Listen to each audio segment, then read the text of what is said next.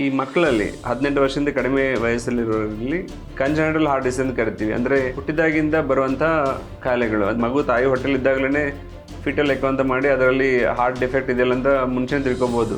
ಇವಾಗ ಎಷ್ಟು ಅಡ್ವಾನ್ಸ್ ಆಗಿದೆ ಅಂದರೆ ಕೆಲವರಿಗೆ ತುಂಬ ಸಿವಿಯರ್ ಹಾರ್ಟ್ ಡಿಸೀಸ್ ಇರೋರಿಗೆ ಪ್ರೆಗ್ನೆನ್ಸಿಯಲ್ಲೇ ಗೊತ್ತಾದರೆ ಆ ಟೈಮಲ್ಲಿ ಆ ಮಗು ಡೆಲಿವರಿ ಮಾಡೋ ಚಾನ್ಸ್ ಕಡಿಮೆ ಅಂದಾಗ ಅವಾಗಲೇ ಆ ಮಗುನ ಅಬಾರ್ಷನ್ ಮಾಡೋ ಚಾನ್ಸಸ್ಸು ಇರುತ್ತೆ. ಸ್ಕೂಲ್ ಎಕ್ಸಾಮಿನೇಷನ್ ಹೋದಾಗ ಡಾಕ್ಟರ್ ಸ್ಟೆಥೋಸ್ಕೋಪ್ ಬಿಟ್ಟಾಗ ಒಂದು ಮರ್ಮರ್ ಅಂತ ಕೇಳಿಸುತ್ತೆ, ಅಬ್ನಾರ್ಮಲ್ ಸೌಂಡು. ಆ ಥರ ಮಕ್ಕಳಿಗೆ ಒಂದು ಎಕೋಕಾರ್ಡಿಯೋಗ್ರಫಿ ಮಾಡಿ ನೋಡಿ ಏನಾದರೂ ಬರ್ತ್ ಡಿಫೆಕ್ಟ್ ಇದೆ ಅಂತ ನೋಡ್ಕೋಬೋದು. ಈಗ 18 to 40 ಏಜ್ ಗ್ರೂಪ್ ಇರೋರಿಗೆ ಅವಾಗ ನಾವು ಅಕ್ವೈರ್ಡ್ ಹಾರ್ಟ್ ಡಿಸೀಸ್ ಅಂತ ಕರಿತೀವಿ.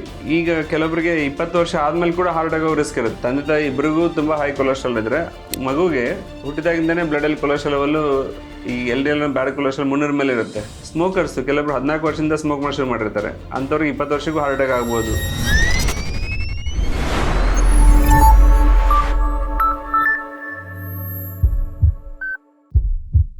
ನಮಸ್ಕಾರ.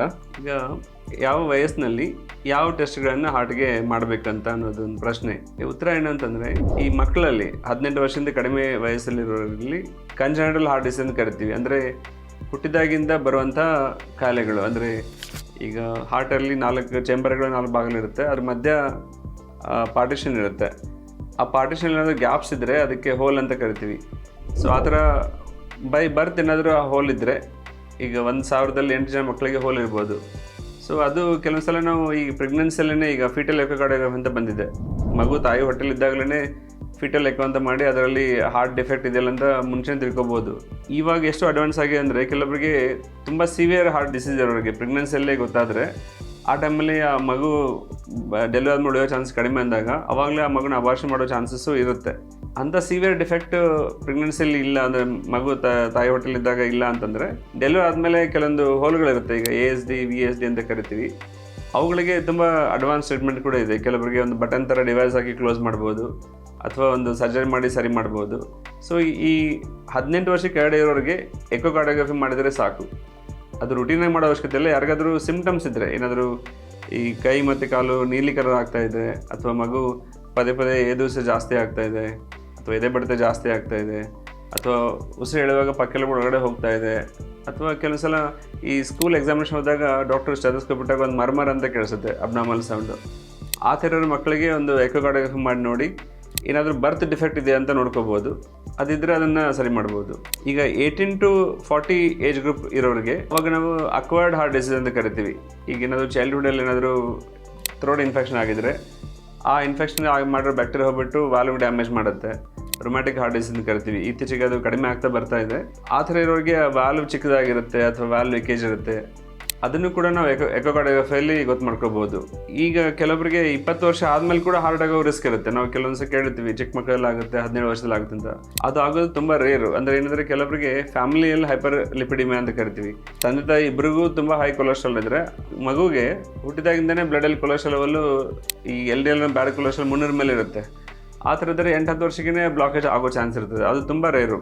ಎಲ್ಲೋ ಒಂದು 10 ಲಕ್ಷದಲ್ಲಿ ಒಬ್ಬರಿಗೆ ಆ ಥರ ಇರ್ಬೋದು. ಬಟ್ ಸಾಮಾನ್ಯವಾಗಿ ಹಾರ್ಟ್ ಅಟ್ಯಾಕು ಏನು ಫ್ಯಾಮಿಲಿ ಹಿಸ್ಟ್ರಿ ಇಲ್ಲ ಅಂತಂದರೆ 20 ವರ್ಷದಿಂದ ಕಡಿಮೆ ಏಜಲ್ಲಿ ಆಗೋ ಚಾನ್ಸಸ್ ಭಾಳ ಕಡಿಮೆ. ಸ್ಮೋಕರ್ಸ್ ಕೆಲವರು 14 ವರ್ಷದಿಂದ ಸ್ಮೋಕ್ ಮಾಡಿ ಶುರು ಮಾಡಿರ್ತಾರೆ, ಅಂಥವ್ರಿಗೆ 20 ವರ್ಷಕ್ಕೂ ಹಾರ್ಟ್ ಅಟ್ಯಾಕ್ ಆಗ್ಬೋದು. ಸೊ ಫ್ಯಾಮಿಲಿಯಲ್ಲಿ ಕೊಲೆಸ್ಟ್ರಾಲ್ ಜಾಸ್ತಿ ಇರೋ ಹಿಸ್ಟ್ರಿ ಇದ್ದವ್ರಿಗೆ ಮತ್ತು ಸ್ಮೋಕರ್ಸ್ಗೆ ಕಡಿಮೆ ಏಜಲ್ಲಿ ಅಟ್ಯಾಕ್ ಆಗೋ ರಿಸ್ಕ್ ಇರುತ್ತೆ. ಅದು 20 ವರ್ಷದಿಂದ ಕಡಿಮೆ ಆಗೋ ರಿಸ್ಕ್ ಅದು ತುಂಬ ರೇರು, ಸಾಮಾನ್ಯವಾಗಿ ಇರೋದಿಲ್ಲ. ಕೆಲವರು ಏನು ಮಾಡ್ತಾರೆ, ಪೇರೆಂಟ್ಸು 8 ವರ್ಷ ಮಗ ಕರ್ಕೊಂಬಂದು ಏನೇನೋ ಅಂತ ಸ್ಕೂಲಲ್ಲಿ ಹೇಳಿದಂತ ಎಕೋ ಮಾಡೋಕ್ಕೆ ಬಂದುಬಿಡುತ್ತೆ. ಕೆಲವರು ಟ್ರೆಡ್ಮಿಲ್ ಟೆಸ್ಟ್ ಮಾಡೋಕ್ಕೆ ಬಂದುಬಿಡ್ತಾರೆ. ಅದು ಮಾಡೋದೇನು ಬೇಕಾಗಿಲ್ಲ, ಎಕೋ ಮಾಡಿದ್ರೆ ಸಾಕಾಗುತ್ತೆ ಮಕ್ಕಳಲ್ಲಿ.